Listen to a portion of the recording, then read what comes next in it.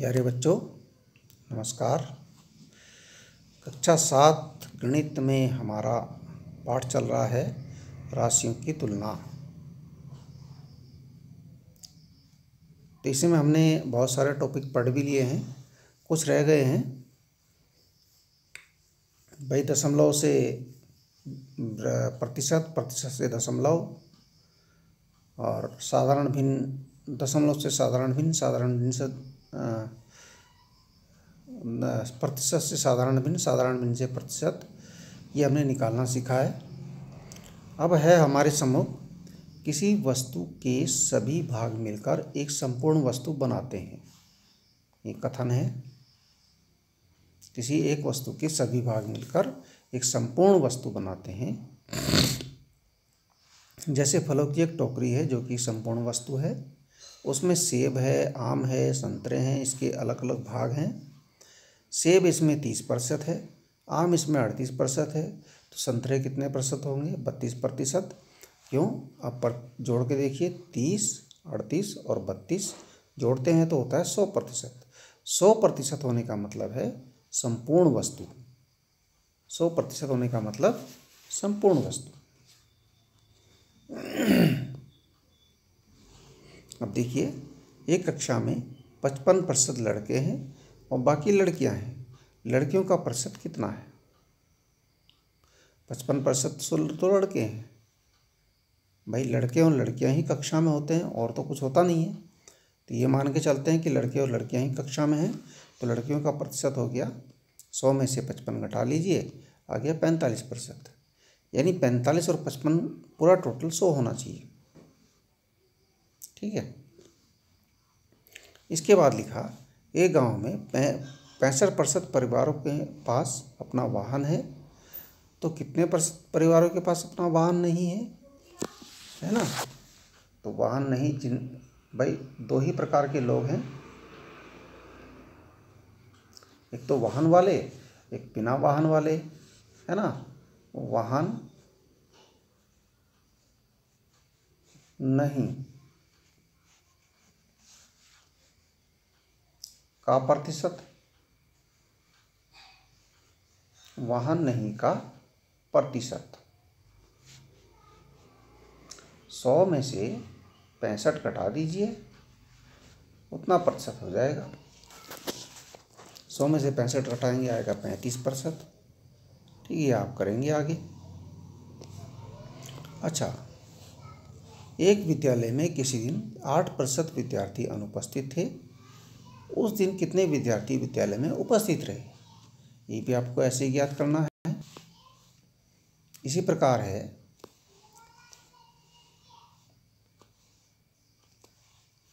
एक गांव की जनसंख्या में वृद्ध, युवा और बच्चे हैं। यदि वृद्ध 30% हैं और बच्चे 35% हैं, तो युवाओं का प्रतिशत कितना है?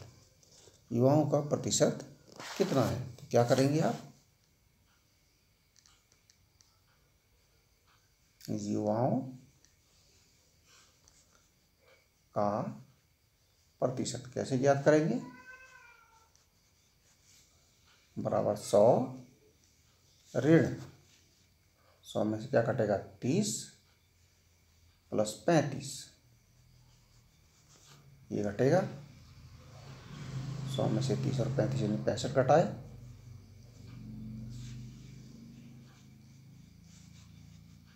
घटाते हैं तो आएगा 35%।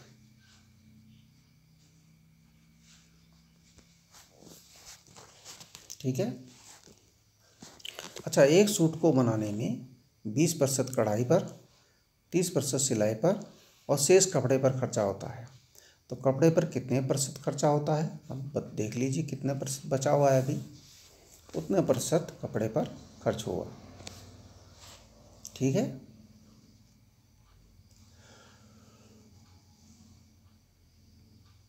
कुल मिला के जो प्रतिशतों का योग होता है वो 100 होना चाहिए। ठीक है। अच्छा, प्रतिशतता से संख्या ज्ञात करना। इसका हम एग्जाम्पल ले रहे हैं।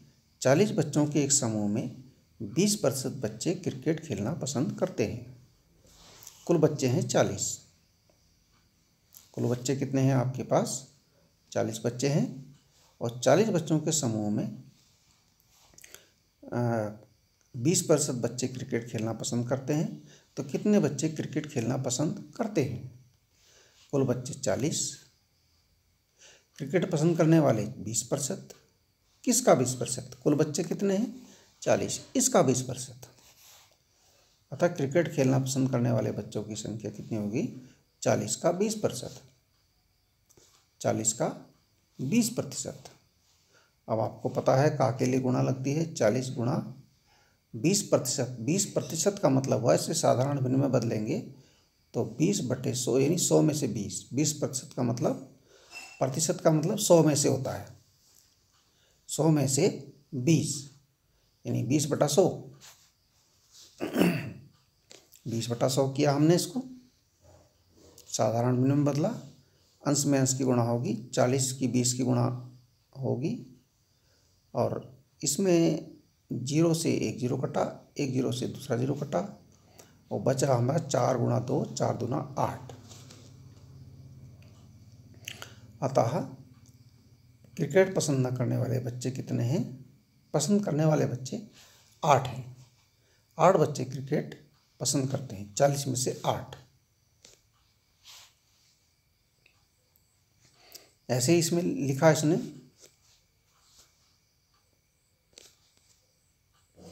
देखिए हमारे पास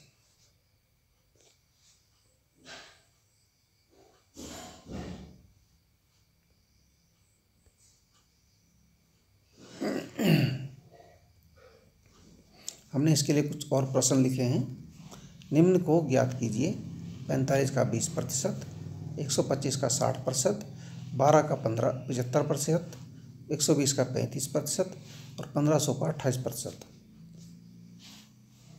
देखिए हमें एक निकाल के दिखा रहे हैं। 45 का 20%, तो 45 का की जगह गुणा 20% यानी 20/100। 20% का मतलब हुआ 100 में से 20 यानी 20/100। 45 की 20 में गुणा बटे 100। 20 से देखिए 100 कटता है 5 बार और 5 से 45 कटता है 9 बार। ठीक है, आगे देखिए और क्या प्रश्न था?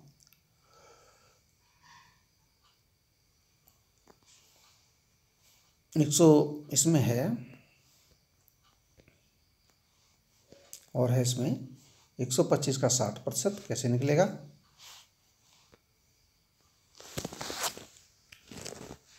एक 125 का 60% कैसे निकलेगा भाई? 125 का की जगह गुणा और 60% की जगह 60/100। बस आप इसको हल कर दीजिए। 25 पंजे 125, 25 चौक 100, आ गया 5/4। 5 गुणा 60/4, 4 से 60 आपका कट सकता है। कितना आया?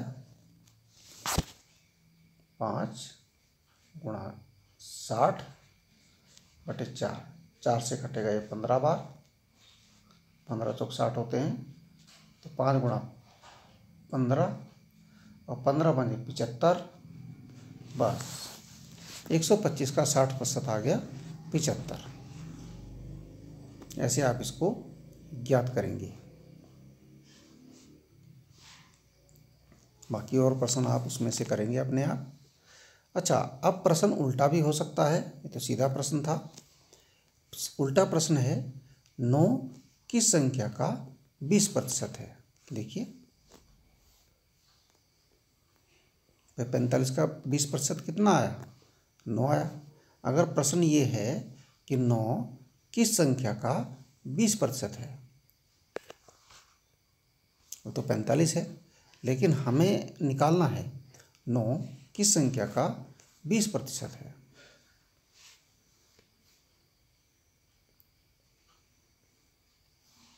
नौ किस संख्या का 20% है? माना हुआ संख्या हमें नहीं पता, उस संख्या का हम क्या करेंगे, माना हुआ संख्या x है अतः x का 20% आपका 9 है। x का 20% 9 है, यानी x का की जगह गुणा लगा दिया, x गुणा 20/100 बराबर 9। ये इसका एक समीकरण बन गया। x का 20% 9 है, यानी x गुणा 20/100 बराबर 9। अब 20/100 का हमने कर दिया पक्षांतर, क्योंकि 20/100 गुणा में है तो पक्षांतर करेंगे भाग में जाएगा, तो x बराबर 9 भागा 20/100। अब यहाँ देखिए भाग वाला नियम लगा दीजिए, भिन्नों का भाग, तो ये गुणा कर दीजिए, यहाँ पर इसका व्युत्क्रम कर दीजिए 100/20, 9 गुणा 100/20। 20 से 100 कटता है 5 बार, तो हमारा आ गया 9 गुणा 5 यानी 45। यानी 9 जो है 45 का 20% है। 45 का 20% 9 है। सही है ये बात। 45 का 20% 9 है। देखिए यहाँ निकाला हमने।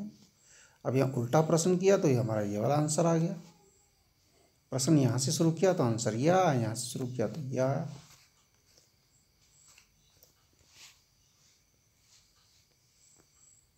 अब देखिए एक संख्या का 75% 15 है। संख्या ज्ञात बताइए।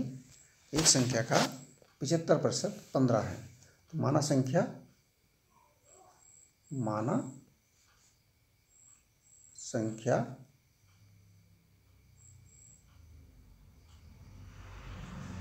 x है,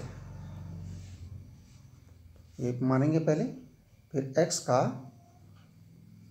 75% 15 है, यानी x गुणा 75/100 बराबर 15। अब इसको हल कर लीजिए, इसको पक्षांतर कर दीजिए, वही भाग गुणा जो भी आपने करना है ऐसे इसको करेंगे। इस संख्या का 35% 70 होगा। मान लेंगे वह संख्या x है, x का 35% बराबर 70। तो हल कर लीजिए आगे। इस प्रकार से ये प्रश्न आपने करने हैं।